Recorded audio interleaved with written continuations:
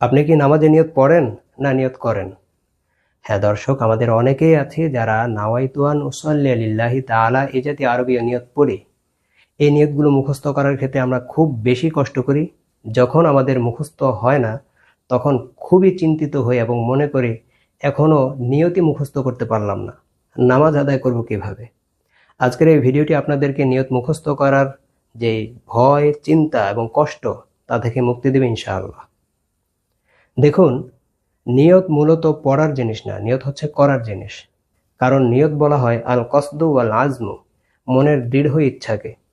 কোনো কাজ করার ক্ষেত্রে আপনি যখন দৃঢ় ইচ্ছা করবেন, দ্যাট মিন্স আপনি ওই কাজের নিয়ত করলেন।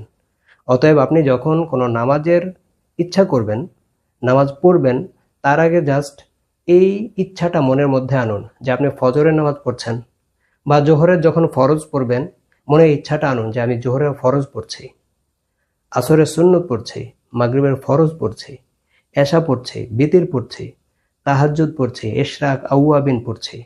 এইভাবে যেই নামাজ পড়বেন সেটা শুধু মনের মধ্যে ইচ্ছাটা জাগ্রত করুন, নামাজে দাঁড়িয়ে যান, নিয়ত হয়ে গেল।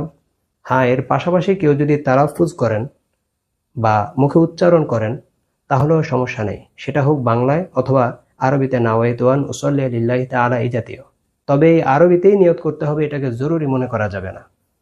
শুধু নামাজই নয়, একইভাবে রোজা, হজ, তায়াম্মুম সহ যত জায়গা আমাদের নিয়ত করতে হয় সেখানে মনের মধ্যে ইচ্ছাটা জাগ্রত করার মাধ্যমে নিয়ত আদায় হয়ে যায়, মৌখিকভাবে উচ্চারণ করাটা জরুরি নয়।